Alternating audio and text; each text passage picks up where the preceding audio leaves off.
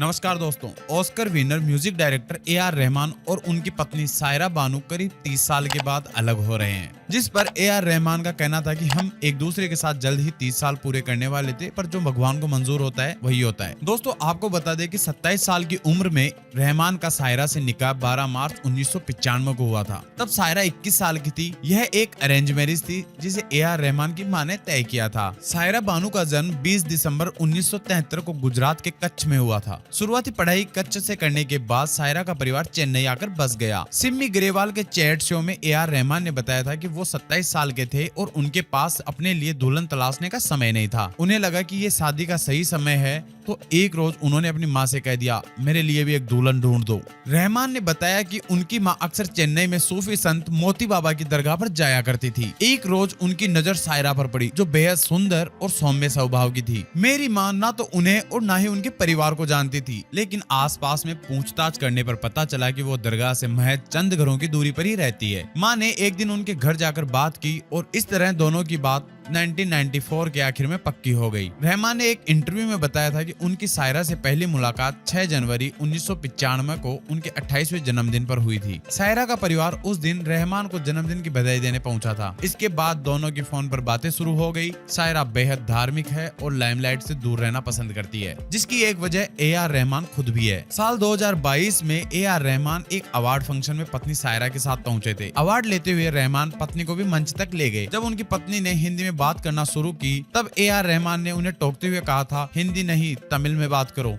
इस पर सायरा खामोश हो गई और कुछ देर बाद माफी मांगते हुए कहा, माफ करिए, मैं फ्लुएंट तमिल नहीं बोल पाती। जब ये वीडियो सामने आया तो ए आर रहमान की जमकर आलोचना हुई थी। लगता है इसी रोक टोक की वजह से आज ये दोनों अलग हो गए हैं। दोस्तों किसी शादीशुदा जीवन में अगर लड़ाई झगड़े हो रहे हो तो तलाक लेना ठीक है या घुट घुट कर जीना? कमेंट्स करके हमें जरूर बताएं और चैनल को कर लीजिए सब्सक्राइब और बेल आइकन दबाना बिल्कुल ना भूलें, ताकि नया आने वाली वीडियोस आपको मिले सबसे पहले। तब तक के लिए नमस्कार।